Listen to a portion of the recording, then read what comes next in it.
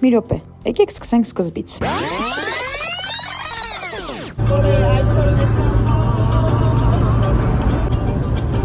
Մեր մեկ օրյա հանգիստը որոշեցինք կազմակերպել Սևանի ափին։ Սիրուն Հայաստանը վայելելով հասանք հյուրանոց ու ամեն ինչ սկսվեց այնտեղ։ Համաձայնես հետս ամուսնանաս, ասեց հա։